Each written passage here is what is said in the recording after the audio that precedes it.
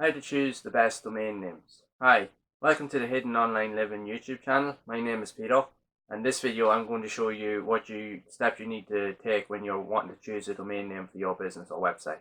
So I'll actually break down all the steps required into small segments so that it's easy for you to understand. The first thing you need to be aware of is that when you're actually setting up or when you're wanting to choose a domain name, you obviously want to choose a name that coincides with your brand or the type of niche that you've chosen for your business. You want it to be relatable, but you want it to relate to what you're actually doing so that at least when people are going to your business, they can actually see, well, this content actually is relating to this, because there's no point in picking something to do with cars, but then you're in make money online niche. It doesn't relate to what you're trying to provide. The main thing is choose a name that's going to relate to your topic of interest. Next point as well is to make sure to keep the domain name relatively as short as possible, so that it's easier, it doesn't look scammy, it's more trustworthy, and plus it's easier for people to find in the search engines when they're looking for your content. The next thing as well to be aware of is that if you can, when you're searching for a domain, try to usually pick one with the .com address on it, because .com is the most recognized domain pretty much name out there, and it's always the most trustworthy. Next point to note, like going back to the previous steps, is to make sure that it is unique and brandable. Also, it's just so that it's easier to find, and obviously people can relate to you over time. Another thing is as well is because you're buying a domain, you're essentially starting up the foundations for your business. So when you're buying a domain, you can't think short term with it. You need to be thinking long term, because essentially you're going to grow this into something really big over time.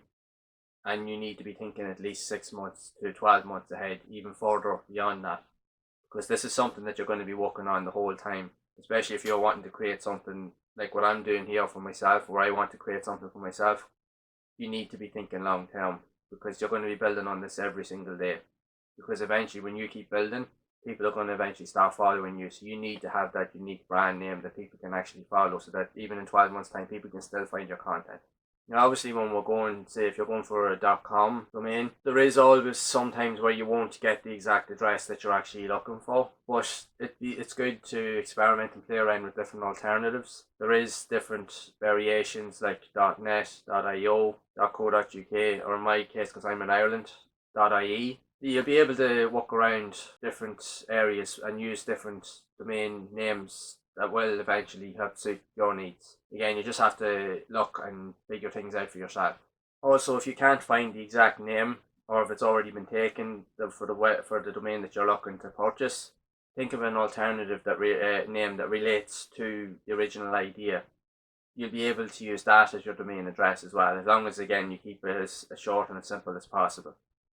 The chances are the alternative may not be taken, so you have a better chance of actually purchasing that.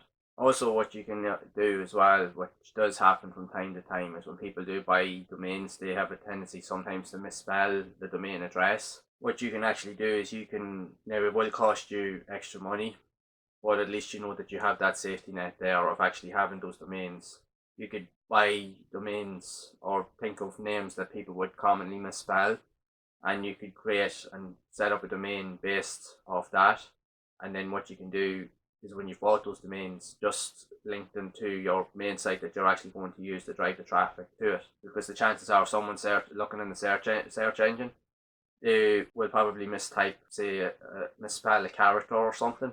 But at least if you have a domain that relates to that, it's a case that they'll still be able to find your content. All you're doing is just driving the traffic or linking that domain to your main website, which is initially what they're looking for anyway. But again, that just costs extra money as well. But it's totally up to yourself how you want to proceed. That if it's something that you think you want to do, it'd be worth giving a shot, especially if you have an extended budget to play with. So when you're choosing your domain name, obviously you need to have some sort of hosting provider to get things up and running. A lot of hosting providers that you can use, I'll leave links in the description for some very popular ones. They also have domain name generators as well that you can actually search for to actually find if a domain is actually available or not.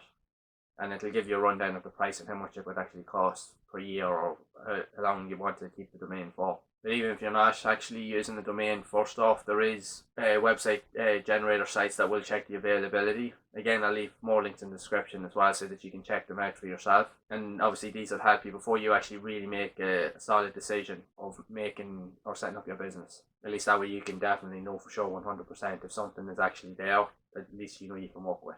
Also, another point to note is that if you're choosing a domain, make sure you choose a domain that you yourself can legally actually own, that way you can avoid various implications and so forth down the road. Your domain name doesn't actually have to be perfect.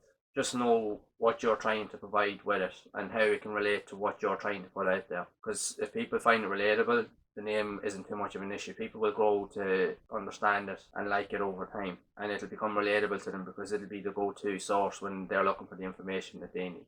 Another good point to note is that if you're buying an existing domain that's actually been left derelict, say obviously someone hasn't renewed their paid options for their domain, that can be a bit hit and miss. You want to proceed with caution when it comes to purchasing something like that, and you want to do your research.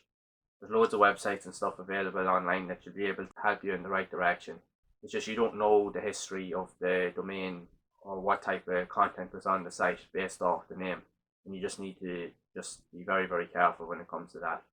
But if it's something that you're into and you think that's something that you want, by all means, do what you need to do, and you'll figure it out as you go along. But ideally, when you're starting out, try and pick something that's relatively fresh and new, that you know that can actually relate to what you're trying to put out there into the world.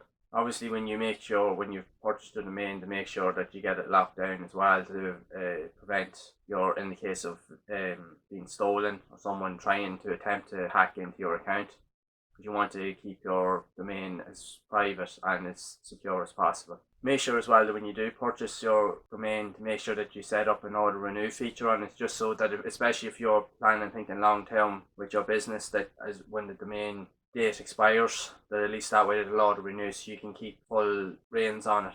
But that way then you don't forget about it, because the last thing you need is your business to be thriving only to forget to manually renew your website domain, and you have a certain window to respond and to purchase renewal for it. If you don't, eventually then it's left out, then anybody can literally purchase it, and you essentially don't want that, especially if your business is thriving.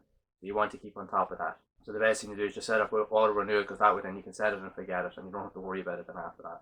And for the cost of the domains, it's not overly expensive, so it's not going to break the bank. And that leads me to the next point as well too, is to check when you're searching for domains, to always try to look at different websites. There is loads of them out there. Again, I'll leave links in the description to where you can actually find the best prices. Just compare the prices on different sites and see which one is best fitting to you and how easy it's going to be to set it up that you can link it to your website.